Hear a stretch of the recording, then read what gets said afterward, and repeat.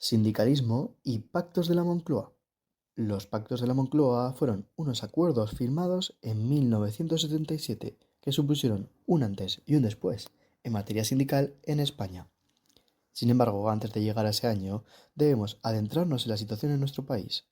Al final de la década de los 60 y principios de los 70, podemos hablar de un aumento de la conflictividad obrera, unida a una respuesta enormemente represiva por parte del Estado franquista. La libertad sindical era inexistente. Se entendía que los intereses de España eran unos y los mismos, es decir, que la conflictividad en el ámbito del trabajo no representaba intereses legítimos. De este modo, los supuestos intereses de los trabajadores solo podían encuadrarse en el marco de la Organización Sindical Española, más conocida como Sindicato Vertical. Dentro de la represión del régimen al movimiento obrero durante los últimos años de la dictadura, podríamos destacar el Proceso 1001 de 1971. Este proceso penal estaba dirigido contra los líderes de comisiones obreras, entre los que se encontraba su dirigente Marcelino Camacho, quienes fueron condenados a entre 12 y 20 años de cárcel, una pena excesiva que finalizó con los indultos de Juan Carlos I.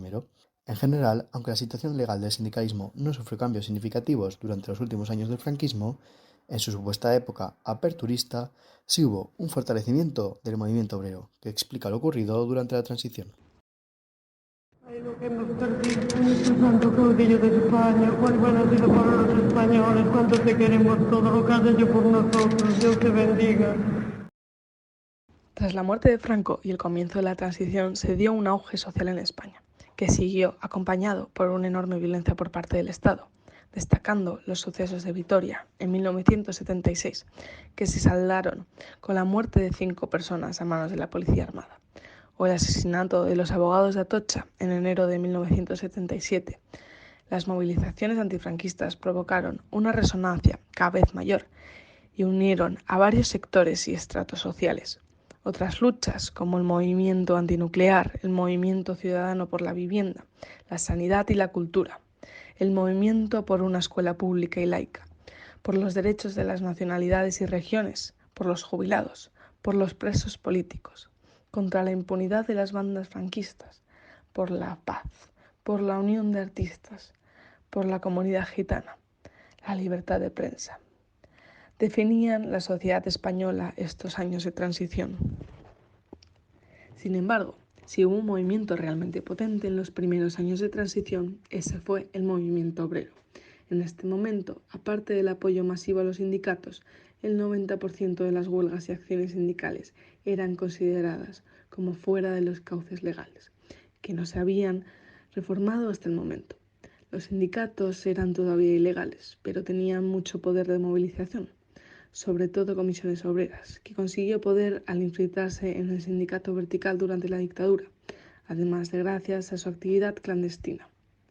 Tanto el gobierno como la derecha patronal y política tenían mucho miedo a que el poder de los sindicatos dinamitase la transición democrática liberal y que se instaurara un régimen izquierdista, lo que llevaría a una existencia de pacto social, rechazada por los sindicatos y que acabaría transformado en los pactos de la Moncloa. A nivel organizativo en materia sindical, el modelo UGT de Unidad de Acción triunfó frente a la de propuesta del Congreso Sindical, constituyente de Comisiones Obreras.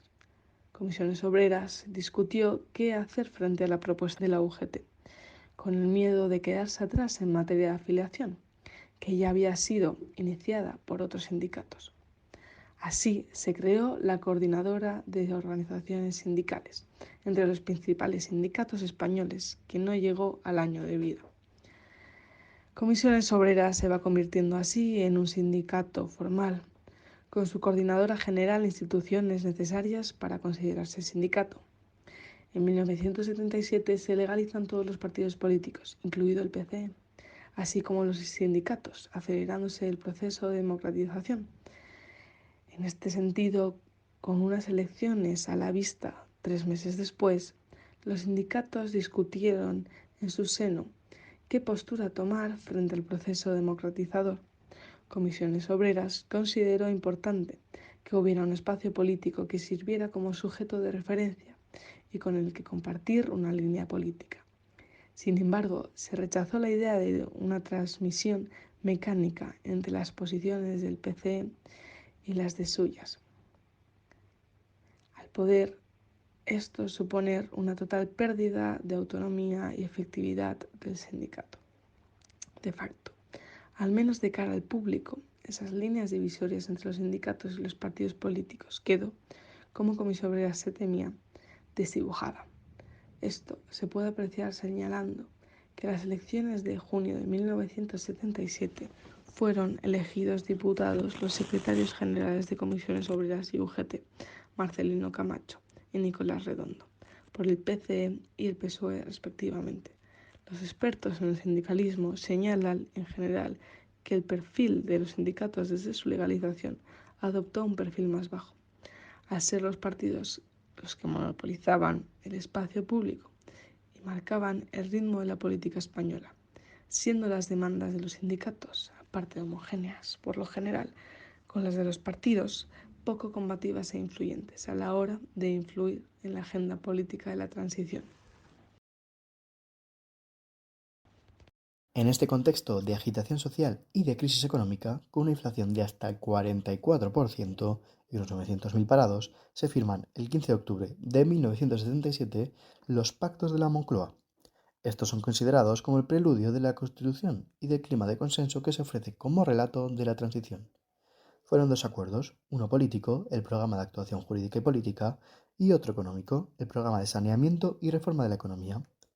Aunque hubo reuniones del vicepresidente Fuentes Quintana con los sindicatos, los pactos de la Moncloa fueron acordados sin ellos, negociándose y pactando su contenido exclusivamente con los principales grupos parlamentarios, que firmaron ambos pactos, a excepción de Alianza Popular, que no firmó el acuerdo político. Entre otras muchas medidas, los acuerdos regularon, en materia salarial, la introducción del indicador de inflación futura en vez de pasada, y se fijó en un 22% el tope para el aumento de los salarios. Esto supuso que la inflación bajó gracias a los pactos hasta en un 16%, pero en 1977 acabó en un 26,4%, de modo que hubo todavía pérdida de poder adquisitivo. Debemos destacar otros acuerdos entre sindicatos, gobierno y patronal, encuadrados en el marco de una política de concertación sociolaboral y que se centraron en la negociación salarial. Uno de ellos es el Acuerdo Básico Interconfederal de 1979 entre la COE y UGT. Solo un año después sale a la luz el Estatuto de los Trabajadores, gracias al consenso entre la UCD y el PSOE. También destaca el Acuerdo Marco Interconfederal, que buscaba estructurar las relaciones laborales, y el Acuerdo Nacional de Empleo, en su sustitución. En general, se caracterizan por una colaboración entre sindicatos y patronal. Los pactos de la Moncloa generaron muchas reticencias. Ni a Alianza Popular ni a la patronal le gustaban estos pactos porque pensaban que eran medidas favorables a los trabajadores e izquierdistas, mientras los sindicatos pensaban que eran injusticia conforme a la población más desfavorable. El PSOE y el PCE fueron más propicios, prefiriendo, por responsabilidad, renunciar a sus reivindicaciones en favor de una mayor consolidación del proceso democrático. Ya en febrero del 77, en la primera entrevista de 6 horas que yo tuve con Adolfo Suárez, que fue una entrevista secreta,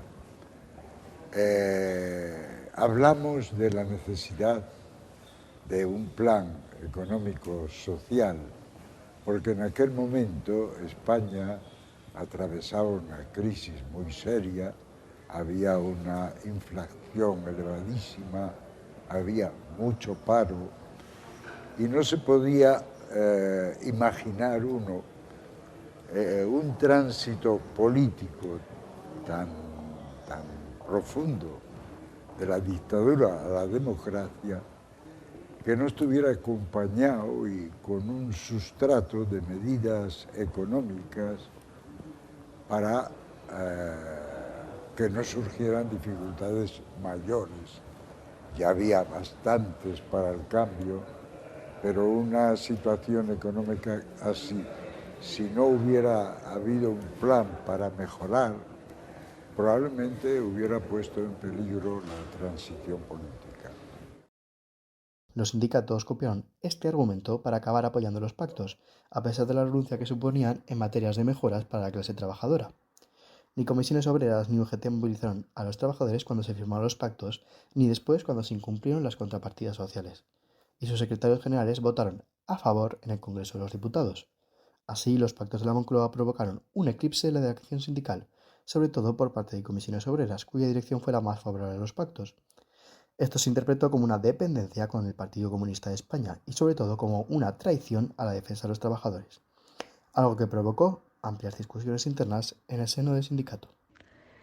Los años posteriores a los pactos de la Moncloa marcaron el final de un ciclo del movimiento de masas.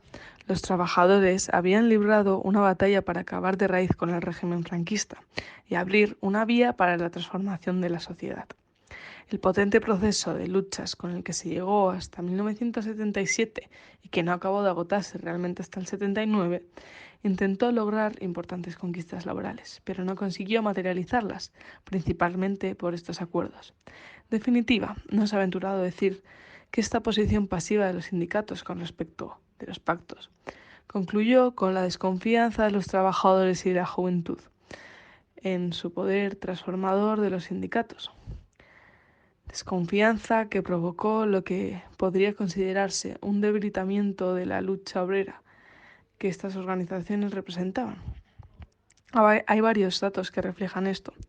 La afiliación sindical en España en el año de la firma estaba rozando el 50%, es decir, la mitad de la población estaba afiliada a un sindicato, como vemos en el gráfico. En 1979 la suscripción cae en picado hasta el 10%. En estas circunstancias, los años siguientes fueron de claro reflujo de la actividad política y sindical del movimiento. Además, como ya se había mencionado, la España inmediatamente posterior a la muerte de Franco destacó por una enorme cantidad de huelgas. Según los anuarios de Estadísticas Laborales y Asuntos Sociales del Ministerio del Trabajo, teniendo en cuenta la dificultad que supone medir las huelgas y su impacto, en 1976 hubo 1.569 huelgas, con 3,5 millones de participantes y casi 14 millones de horas de trabajo perdidas. En 1979, tras los pactos, se contabilizaron 2.680 huelgas, con más de 5,5 millones de huelguistas y 19 millones de horas perdidas, es decir, números en principio superiores a los de 1976. Si bien esto es cierto, indagando se averigua que su naturaleza fue totalmente diferente. En 1976 las huelgas se consideraron como radicales y había una cantidad de huelgas generales. Por lo tanto, las huelgas en 1979, aunque extensas, estaban ya totalmente inmersas en la dinámica institucional de acuerdos sectoriales entre sindicatos, patronal y gobierno. A medida que pasaron los años, aunque con repuntes concretos, la movilización huelguística en España no ha parado de bajar. Por último, otro rasgo considerado típicamente un síntoma de este debilitamiento sindical es el papel institucional que, tras estos primeros acuerdos, adoptaron las asociaciones de trabajadores. Como todavía puede observarse, pues el modelo no ha variado prácticamente en este sentido. Los sindicatos principales, es decir, comisiones obreras y UGT, son primordialmente actores negociadores con la patronal y el gobierno, habiendo renunciado casi por completo a un planteamiento transformador y a una acción combativa para lograr un cambio más sistemático. En definitiva, los pactos de la Moncloa ayudaron a la caída del sindicalismo en nuestro país en términos de afiliación sindical y de posicionamientos más conflictivos con respecto al orden establecido. Como se ha mostrado, muchos datos avalan que el poder y presión de los sindicatos no fue el mismo antes y después de la firma de estos pactos. Sin embargo, cabe precisar 2 puntos. Primero, es claro que los acuerdos de la Moncloa no pueden considerarse como el único factor que intervino en este proceso aquí descrito, en tanto que, de hecho, estas dinámicas son similares en el resto de Europa. Aún así, sí supusieron un momento crucial que ayudó a este resultado. Segundo, tampoco puede hablarse de decadencia de los sindicatos en sentido estricto. Este es un término bastante indeterminado y que aquí puede traducirse por descenso de afiliación, conflictividad y demandas transformadoras. Sin embargo, no puede decirse que los sindicatos han muerto, en tanto que el modelo derivado de los pactos sigue sobreviviendo y se mantienen las tasas de afiliación desde 1980. Lo que aquí se concluye con estas reservas es que los sindicatos adoptaron una postura demasiado complaciente en 1977, asumiendo que la necesidad de estabilidad democrática justificaba la renuncia a tomar un papel más activo en la conformación del nuevo régimen, dando esto una imagen pública de irrelevancia. Los pactos de la Moncloa supusieron una experiencia traumática para una gran parte de la clase obrera. La política de pactos y el papel institucional que aceptaron los sindicatos en el nuevo régimen provocaron fuerte confrontación entre los cuadros sindicales del PCE y muchos militantes, lo que sin duda frenó la dinámica de movilizaciones y, más aún, hizo más honda la fractura entre los sectores más combativos de las organizaciones y los sectores formales. En suma, los pactos de la Moncloa, y esto incluye la actitud de los sindicatos frente a ellos, no solo consiguieron que todo lo narrado pasara, sino que, sobre todo, lograron que esta situación se estabilizase, pudiendo considerarse como la fecha de inicio de nuestro modelo sindical institucionalizado actual.